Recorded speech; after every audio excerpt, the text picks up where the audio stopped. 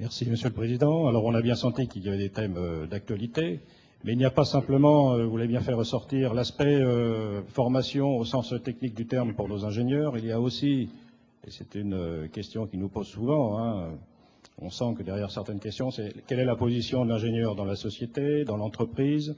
Est-ce que c'est un métier aussi d'avenir? Parce qu'on est dans des périodes où les certitudes sont de plus en plus fragilisées.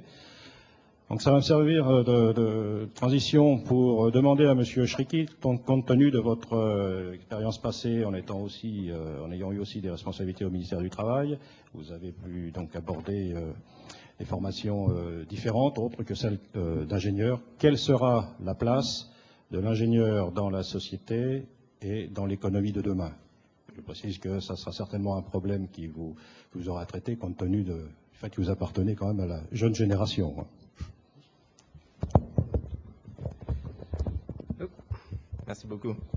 Écoutez, d'abord, je suis très content d'être avec vous. Alors, effectivement, celui qui vous parle s'est un peu éloigné du monde de l'ingénieur, mais j'ai gardé un très bon souvenir de mes débuts dans ce domaine. À la seule exception, comme l'a précisé Jean-Michel, du dessin industriel. On a toujours été étrangers l'un à l'autre.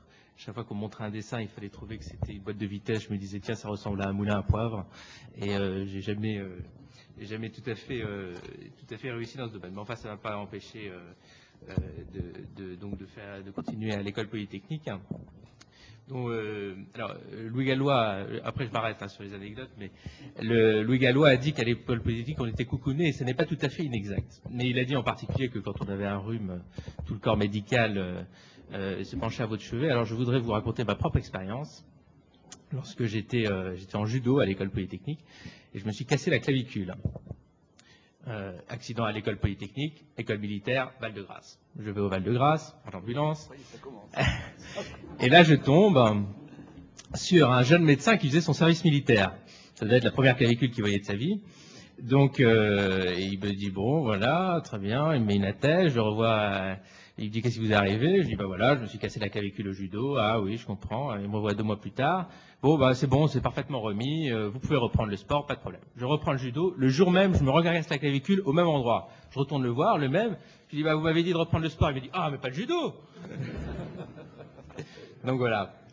Enfin, je ne dis pas ça pour entamer un débat avec Louis Gallois que je n'aurai pas d'espoir de remporter, mais simplement pour vous dire que même après ces quelques années, même une dizaine d'années sans avoir touché une seule équation différentielle, je garde vraiment un très grand attachement à cette école et à ce parcours. Alors, la place de l'ingénieur dans la société d'aujourd'hui et de demain. D'abord, je pense que la France se caractérise par une situation un peu particulière, qui à mes yeux est une chance, qui est une assez grande place donnée à l'ingénieur dans la société et dans l'économie, une place importante dans l'entreprise, y compris des entreprises qui ne sont pas forcément des entreprises strictement industrielles.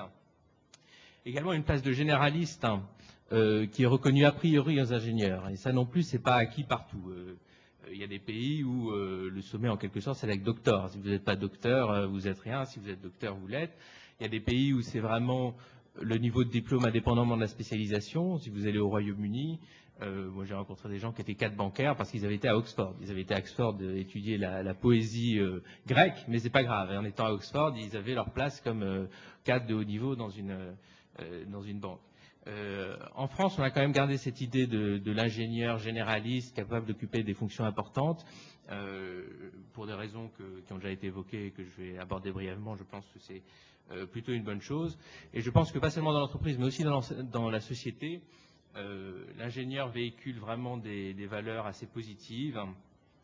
La rigueur, la maîtrise de la technicité, également un peu l'idée d'égalitarisme républicain. On est ingénieur parce qu'on a passé des concours qui sont des concours objectifs, qui sont ouverts à tous. Je pense que tout ça, ça fait un ensemble qui est enfin, une place plutôt positive dans la société française. Je pense qu'on a une place à garder plus qu'à conquérir. On a quand même un acquis en termes d'insertion et d'image de l'ingénieur. Bon, alors il y a aussi quelques défauts. Il y a cette image, éventuellement d'une trop grande technicité, l'idée un peu des ingénieurs qui ont bétonné la France, qui ont toujours des solutions techniques à des problèmes qui ne le sont pas forcément. Ça c'est aussi la rançon du succès. Et puis il y a aussi évidemment une place qui évolue, alors, notamment au sein de l'administration, parce que moi j'ai plus vu l'administration que l'entreprise jusqu'ici, parce que les ingénieurs sont effectivement concurrencés par d'autres généralistes que sont les énarques, les attachés, et ça c'est aussi parfois un peu une difficulté.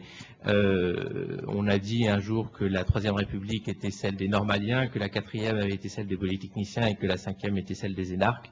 Donc il faut que les ingénieurs sachent garder leur place dans la Cinquième République, mais enfin, ils gardent un rôle très important dans des ministères évidemment plus techniques, comme l'équipement, comme l'industrie, et puis aussi dans d'autres. Moi, je viens du ministère des Finances, où il y a un très grand nombre d'ingénieurs qui sont présents et qui jouent un rôle essentiel.